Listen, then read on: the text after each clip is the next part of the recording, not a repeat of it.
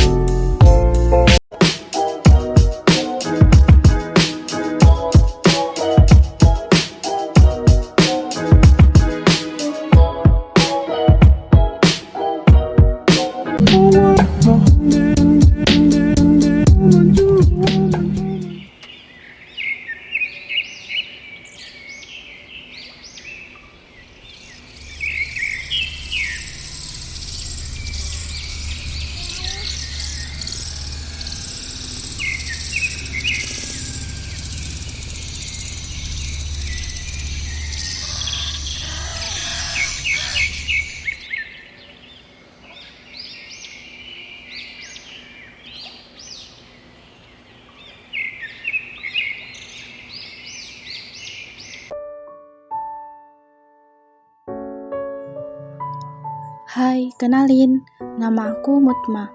Aku seorang anak yatim. Kini aku tinggal di sebuah desa, di mana rumah sederhana peninggalan ayahku. Rumah kenangan terakhir dari ayahku. Ayahku meninggal sejak aku masih kecil, dan di rumah itu juga aku dibesarkan oleh ibuku. Ibuku adalah surgaku. Pada pagi hari, aku melihat anak kuliahan di desaku yang sedang ber-KKN. Rasanya aku juga ingin lanjut ke perguruan tinggi seperti mereka. Tapi mungkin itu hanya halusinasiku saja. Entahlah, aku akan bicarakannya pada ibu.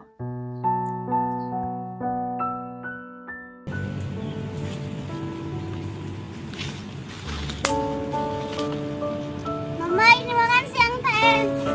Sini makan.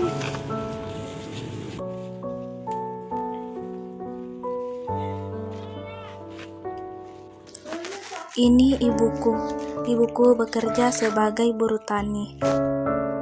Setiap harinya, ibuku ke sawah untuk mengais rezeki agar kami bisa hidup berkecukupan.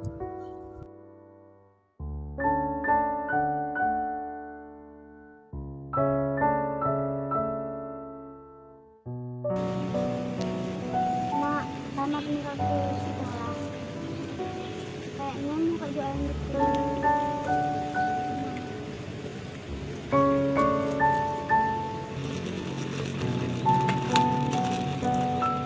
Makan mulu.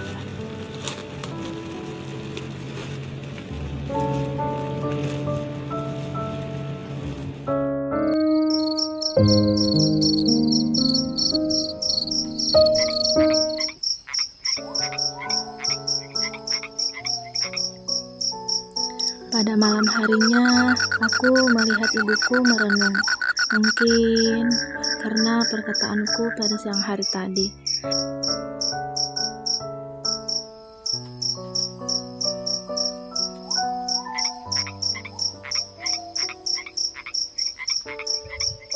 Dan aku pun menghampiri ibu untuk berbicara padanya. Kuliah mau kemana? Nanti mama aja akan cari aku biaya. Yang penting kuliah aku dulu nak. Sukses kok, banggakan orang tua. Keesokan harinya, sahabatku datang ke rumah. Putri namanya. Assalamualaikum, Mutma.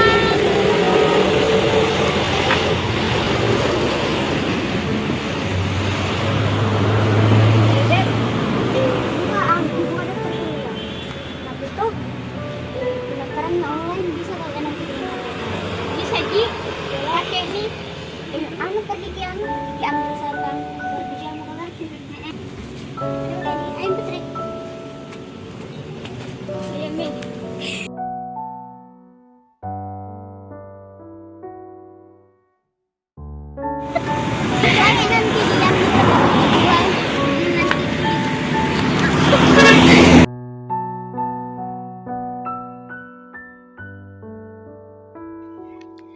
Dia satu-satunya sahabatku yang ada di desa.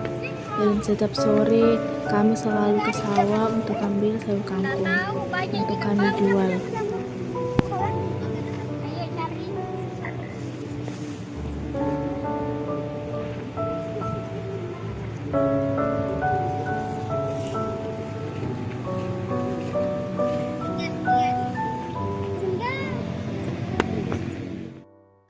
Inilah kehidupan di desa, walaupun sederhana, namun sangat bahagia.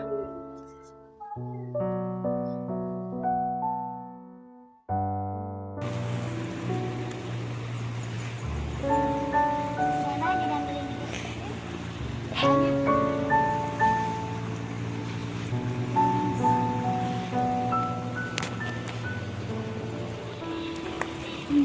nah ini itu sama.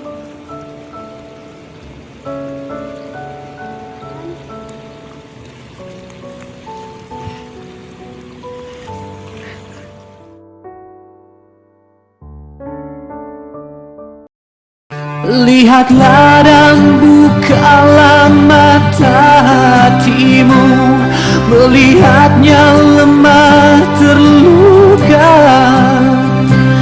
namun semangatnya takkan pernah pudar hingga Tuhan kan berikan jalan.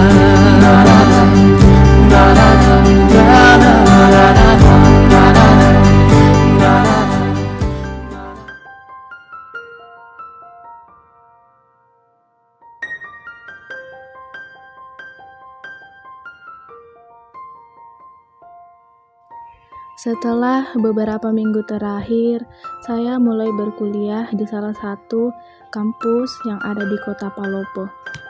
Dan kampus ini juga satu-satunya kampus negeri, kampus IAIN Palopo namanya.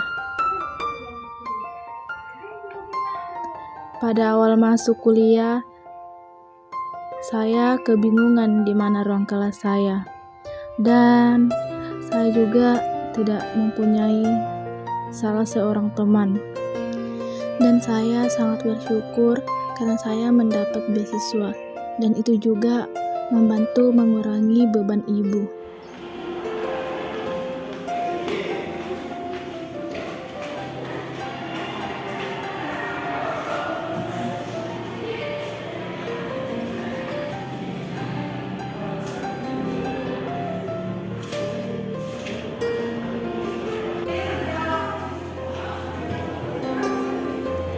Ketika jam kuliah pagi kosong, saya selalu menyendiri.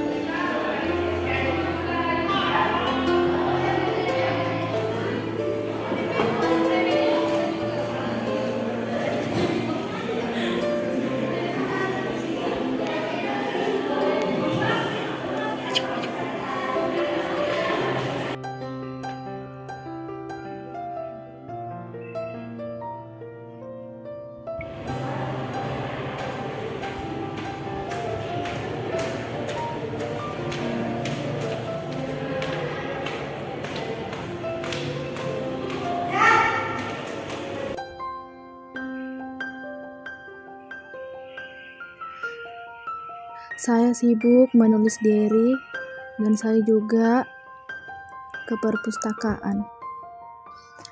Saya menyendiri untuk belajar agama, dan saya juga sangat menyukai motivator terkenal seperti Najwa Shihab, yang dimana mengatakan bahwa motivasi tanpa aksi hanyalah halusinasi. Dan kadang saya suka menulis motivasi-motivasi yang ada pada sosial media. Dan juga saya suka membaca buku di perpustakaan. Karena belajar adalah perubahan yang relatif permanen dalam perilaku atau potensi perilaku sebagai hasil dari pengalaman kita. Karena pada dasarnya belajar ialah suatu proses usaha yang dilakukan untuk memperoleh suatu perubahan. Dan yang paling utama adalah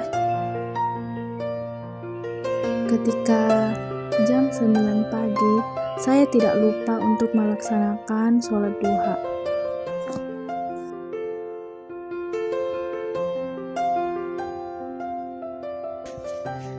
Sebenarnya kadang saya ingin menyerah, tapi kita punya Allah yang selalu ada bersama kita. Di mana kita minta Allah kasih. Kamu curhat, Allah selalu mendengarkan. Allah merahasiakan masa depan untuk menguji kita agar bersangka baik, berusaha yang terbaik, dan selalu mendoakan yang terbaik. Habib Hasan bin Ja'far As-Sagaf. Rutinitas pagi yaitu sholat duha. Siapa yang membiasakan atau menjaga sholat duha, dosanya akan diampuni meskipun sebanyak buih di lautan.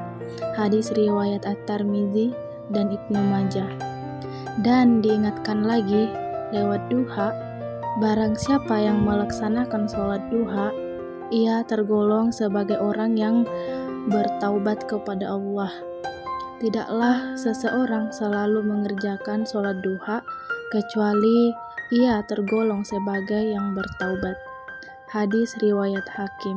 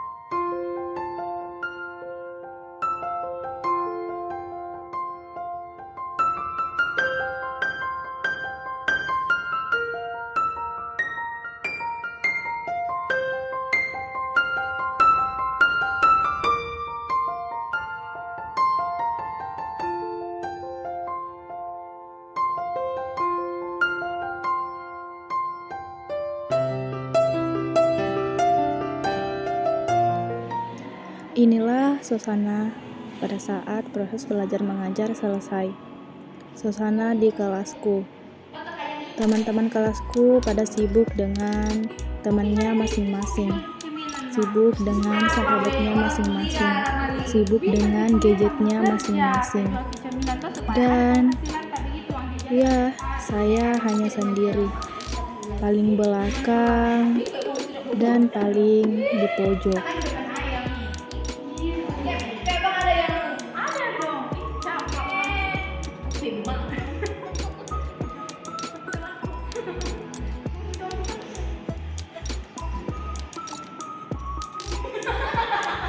Terkadang aku iri melihat mereka.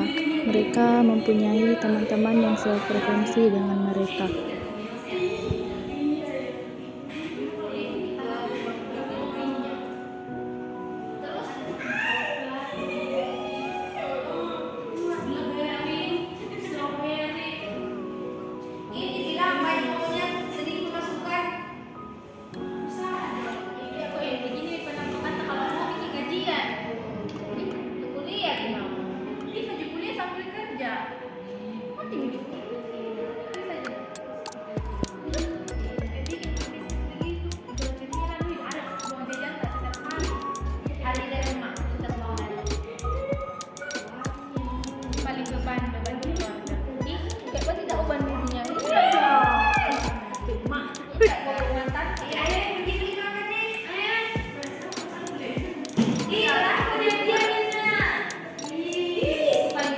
Dan ya, mereka yang selalu mungkin membuli saya, tapi saya hanya diam.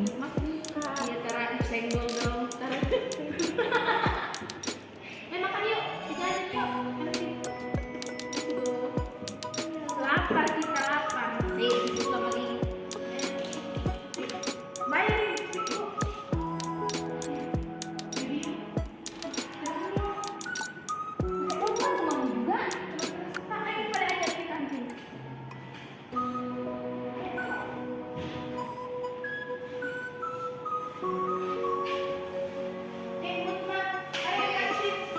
Dan saya pun heran, Cuman mereka berdua yang pertama kali berbicara dengan saya, dan mereka mengajak saya untuk ke kantin. Dan mereka juga yang pertama kali mentraktir saya di kampus.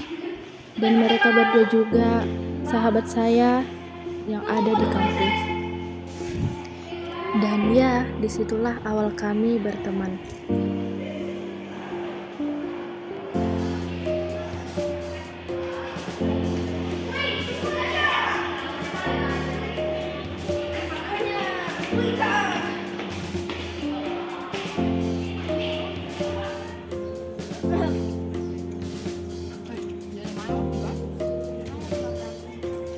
Mereka berdua asik. Mereka mengajak saya untuk tinggal bersama mereka di kosnya. Namanya Novi dan Sri. Mereka kayak agak lain, tapi mereka baik. Sangat baik.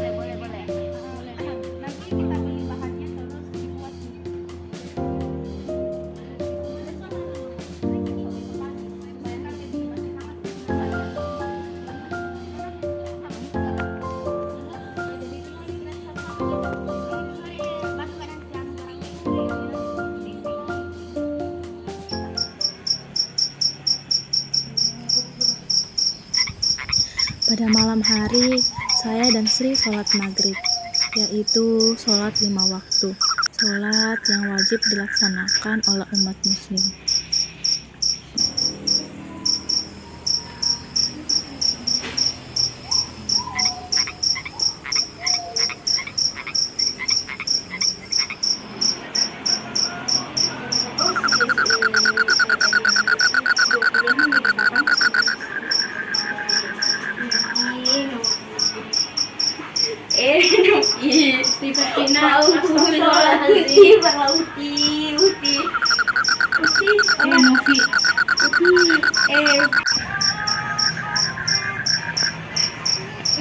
Jadi bagaimana nih besok ini? Kira-kira berapa porsi mau dibikin baru dititip di Fedimat?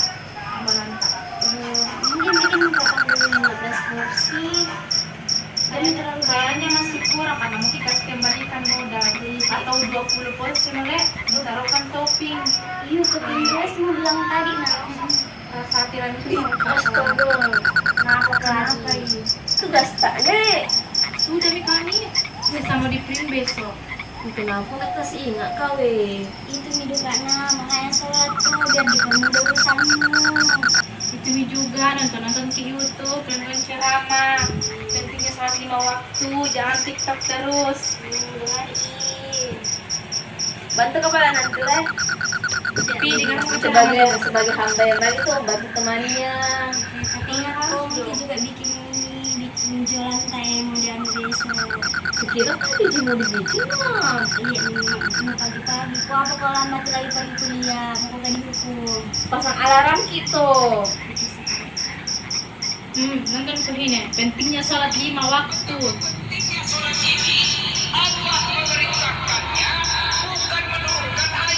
Saya nenek beta mau berdosa kasih riba. Murah nih ya tuh. Pajak ini sih mak tadi kasih di operator jadi Ya ayo nih dia.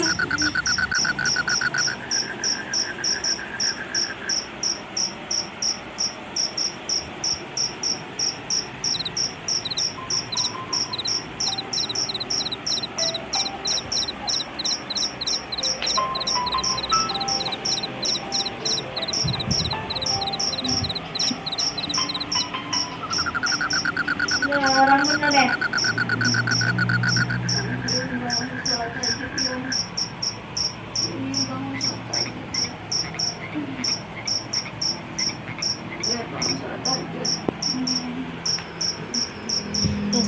Rasulullah SAW bersabda, jika seseorang hamba bangun dari kelezatan tidurnya, padahal matanya masih mengantuk untuk menyenangkan Allah Subhanahu wa Ta'ala dan melakukan sholat tahajud, maka Allah Subhanahu wa Ta'ala akan membanggakannya di hadapan para malaikatnya.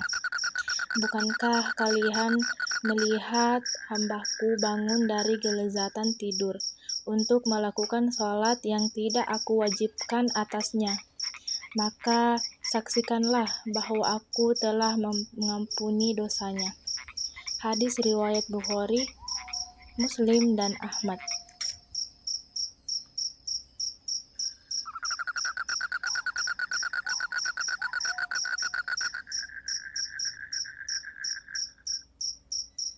Dan Rasulullah mengungkapkan keutamaan surat Al-Waqiah.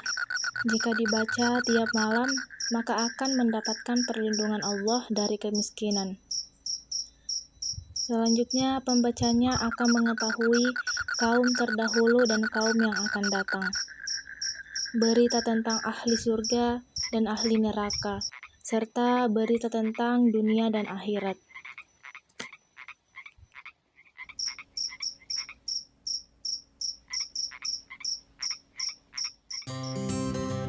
Inilah awal mula kami membuat cemilan untuk dijual pada area kampus. Cemilan kue ini merupakan kue khas Bugis, Sulawesi Selatan, yaitu cemilan dari bahan ubi jalar yang memiliki cita rasa manis dan gurih. Cita rasa manis ini tidak hanya dapat dari bahan ubi, namun juga bahan gula merah yang ditambahkan ke dalam adonannya. Nama kue ini adalah tarajuk.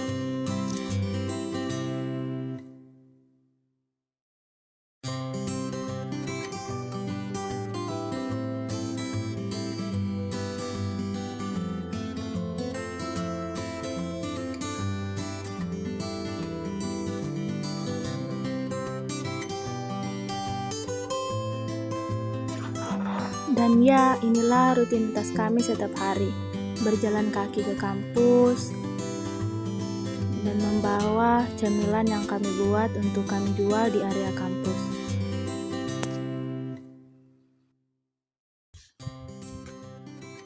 Dan saya sangat bersyukur mempunyai sahabat seperti mereka. Mereka berdua yang saling melengkapi satu sama lain. Jumlah teman yang kamu miliki mungkin terlalu banyak jika kamu menghitungnya. Akan tetapi, itu akan menjadi sedikit ketika kamu dalam keadaan sulit. Sayyidina Ali bin Abi Thalib.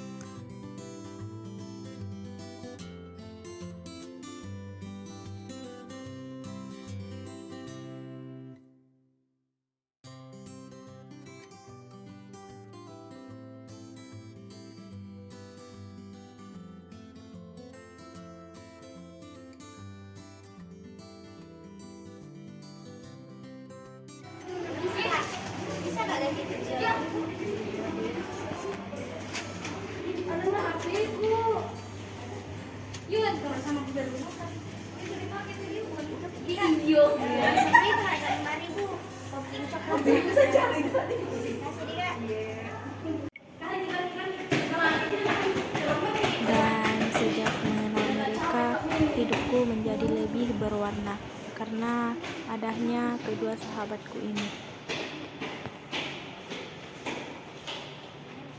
Halo, assalamualaikum. Mama mau pulang. Iya, sama Kak Novi sama Anis. Pakai motor ya Kak Novi sendiri. Iya, hati-hati Mama. Assalamualaikum.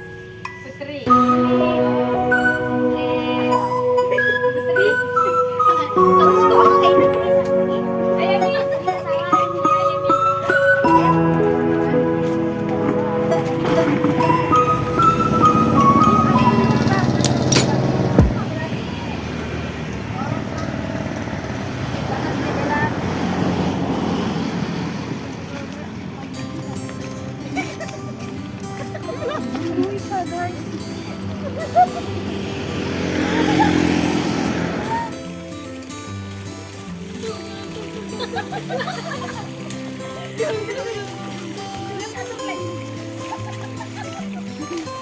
Wah, sayur kangkung.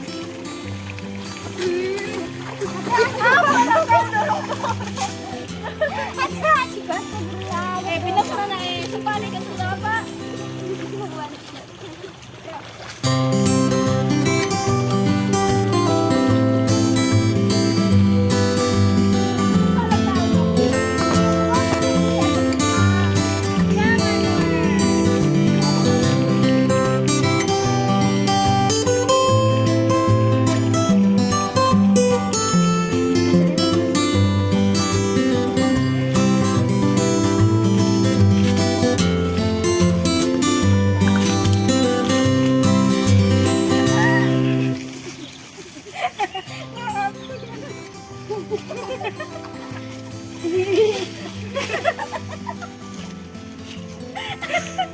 Ayo Putri, maaf Nopi.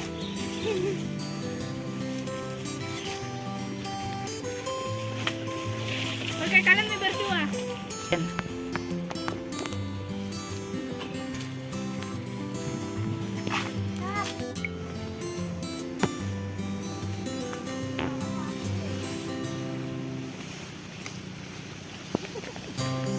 Dan inilah momen kami liburan di desa, di mana kedua sahabatku mengikut untuk pulang kampung bersamaku.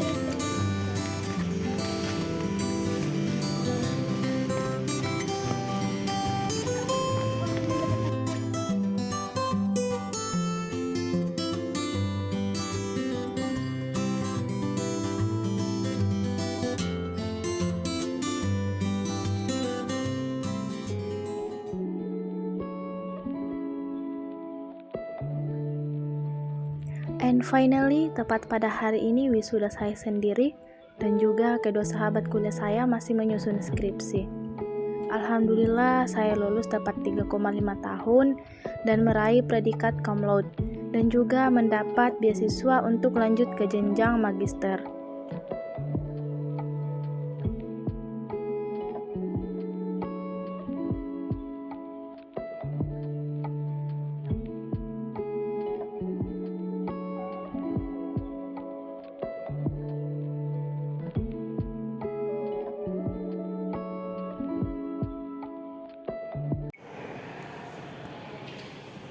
Film ini diceritakan untuk semua mahasiswa-mahasiswi guna memotivasi diri agar lebih ambisi dalam menempuh pendidikan tinggi. Film ini dibuat berdasarkan dari cerita fiksi yang dibuat oleh sekelompok mahasiswa IAIN Palopo dari kelompok 1 BNW, Gurau, Malangke, Malili, Walendrang pada mata kuliah Knowledge Management. Seperti yang diketahui bahwa banyak anak di luar sana yang ingin ikut bersekolah untuk menggapai cita-citanya akan menarik kita dalam dan banyak juga orang tua yang ingin menyekolahkan anaknya, tetapi anak mereka yang belum mau. Maka beruntunlah kalian yang duduk di bangku perkuliahan pada saat ini.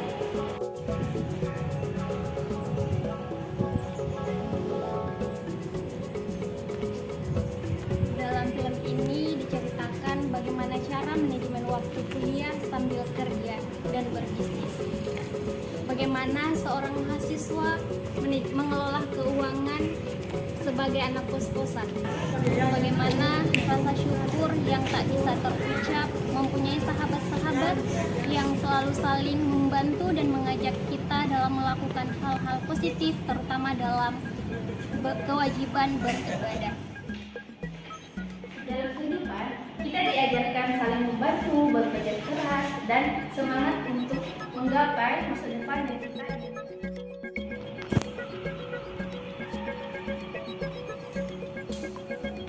Kita juga diajarkan mengenai nilai-nilai kehidupan sebagaimana seorang anak, dia juga harus senantiasa membantu orang tua bekerja keras sebagai guru tani.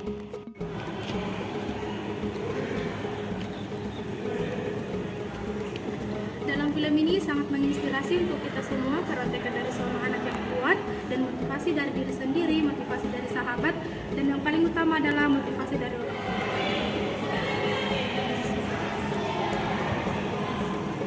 Jadi dimulai dari sekarang, pada saat ini dan detik ini, kita harus meningkatkan motivasi yang tinggi